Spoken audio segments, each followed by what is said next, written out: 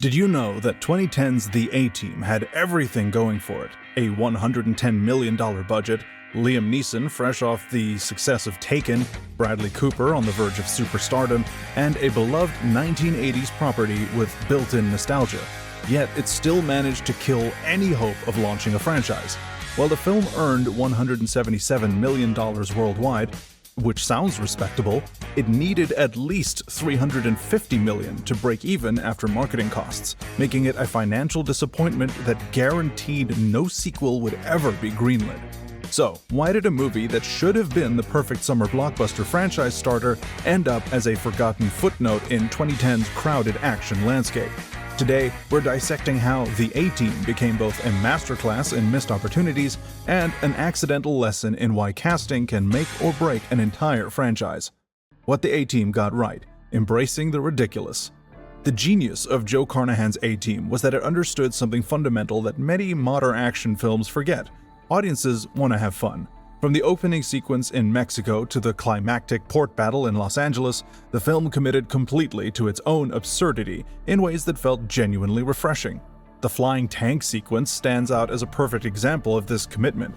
When the A-Team finds themselves in a tank falling from a destroyed cargo plane, the film does not try to ground the scenario in reality at all. Instead, it doubles down on the impossibility, having the team use the tank's cannon to control their descent, while Face mans a .50 caliber machine gun to shoot down pursuing drones. The sequence is so ridiculous that it just transcends criticism. It's not trying to be realistic, it's trying to be memorable.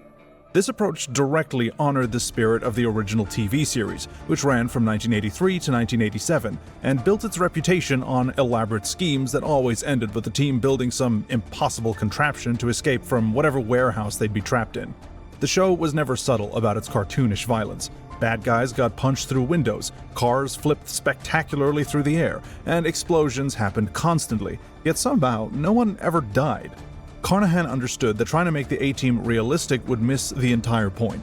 The film's action sequences, while over the top, were technically accomplished. The truck convoy chase in Baghdad, where B.A. slides his motorcycle under a moving truck that promptly explodes, feels like a live-action cartoon in the best possible way.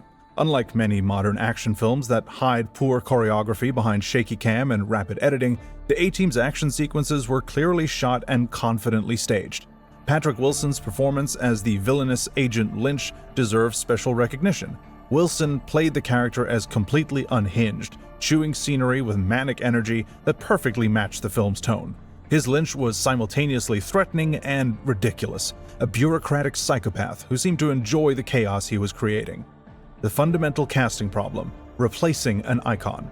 However, all of the A-Team's success couldn't overcome one critical miscalculation: the casting of Quentin Rampage Jackson as B.A. Baracus.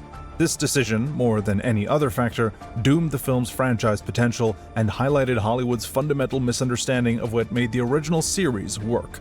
Mr. T was not an actor playing B.A. Baracus. He was a cultural phenomenon who transcended the show itself.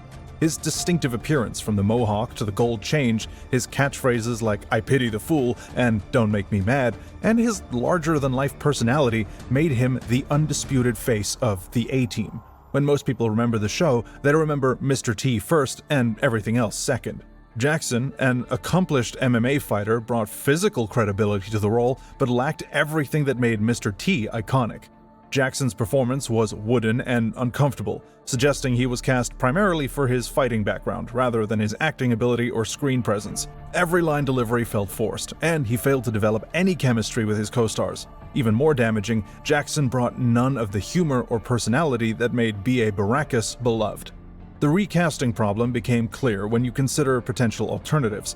Michael Clarke Duncan, who had proven his action movie credentials in films like The Green Mile and Armageddon, possessed both the physical presence and acting ability to make B.A. work for modern audiences. Duncan could be intimidating when necessary, but also had a natural warmth that would have served the character well.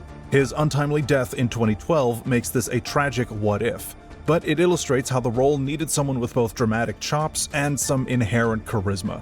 Terry Crews, who was establishing himself as a comedic action star around this time, might have been another inspired choice. Cruise understood how to balance physical intimidation with genuine humor, and his natural enthusiasm could have brought new energy to the character while respecting the legacy of Mr. T. Cruise had already proven he could work within ensemble casts in films like The Expendables, and his comedic timing would have enhanced the team's banter.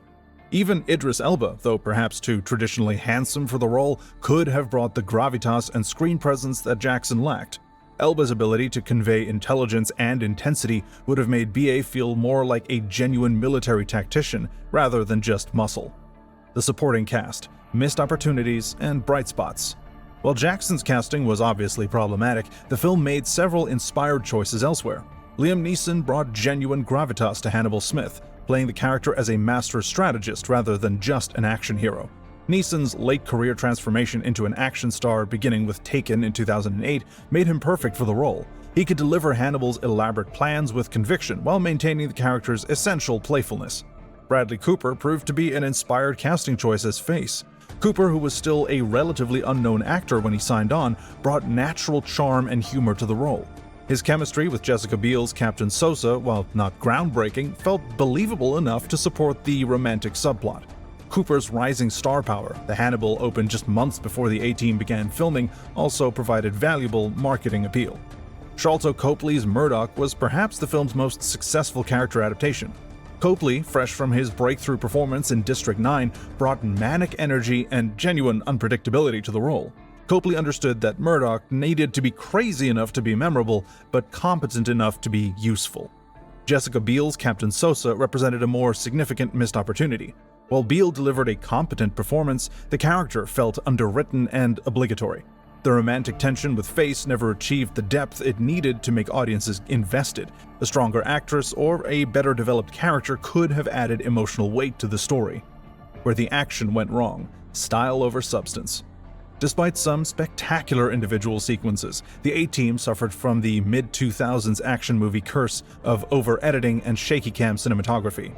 The influence of the Bourne series has led many filmmakers to adopt a hyperkinetic style that prioritizes energy over clarity, and the A-Team frequently fell into this trap. Many action sequences, particularly the final port battle, became difficult to follow due to rapid cutting and unstable camera work. While the flying tank sequence worked because its central concept was so clear and memorable, other scenes dissolved into chaos. The film would cut between multiple perspectives so quickly that audiences lost track of spatial relationships and character positioning. This editing style was particularly damaging during hand-to-hand combat scenes, where the physicality that made Jackson's casting theoretically appealing was lost in a blur of motion. The film needed to showcase each character's unique skills: Hannibal's strategic thinking, Face's charm, Murdoch's piloting, and BA's mechanical genius. But the frantic editing made it difficult to appreciate these individual contributions. The marketing disaster, selling the wrong movie. Joe Carnahan, the film's director, later blamed much of the film's commercial failure on misguided marketing that made the movie appear corny or campy to potential audiences. This assessment was largely accurate. The film's trailers emphasized the most ridiculous elements, while failing to communicate the genuine entertainment value or character chemistry. The marketing campaign seemed designed to appeal simultaneously to nostalgic fans of the original series and newcomers who'd never seen the show, a strategy that satisfied neither group. Nostalgic fans worried that the film would mock what they remembered fondly, while newcomers saw the marketing and assumed they were being sold a dated concept that had no relevance to modern audiences. The film's release strategy also proved problematic. Opening on the same weekend as the Karate Kid remake created direct competition for nostalgic family audiences, and the Karate Kid's broader appeal to parents and children made it a more attractive choice for family outings. The deeper problems, missing the heart of the original. Beyond the technical and marketing issues, the A-Team failed to capture something essential about what made the original series work: the sense of family between the four main characters. The TV show's greatest strength was the genuine affection and loyalty the team members showed for each other, creating emotional stakes that elevated the very simple action plots. George Peppard's Hannibal was clearly the leader, but he was also a father figure who cared deeply about his team's welfare. Dirk Benedict's Face was charming and capable, but also vulnerable in ways that made his teammates protective of him. Dwight Schultz's Murdoch was crazy, but never dangerously so. His eccentricity felt like a coping mechanism that his friends understood and accepted. and Mr. T's BA was intimidating to outsiders but gentle with his teammates, especially Murdoch, whom he treated like a beloved but troublesome younger brother. The 2010 film never developed this familial chemistry. The team members worked together effectively, but they felt like colleagues rather than brothers. The film focused so heavily on action and plot mechanics that it neglected the character relationships that should have been its foundation. But hey, that's just our opinion. What other beloved TV properties do you think could work as modern film adaptations? Let us know in the comments below, and don't forget to like and subscribe for more deep dives into Hollywood's most fascinating successes and failures. This video is made by movie fans, for movie fans.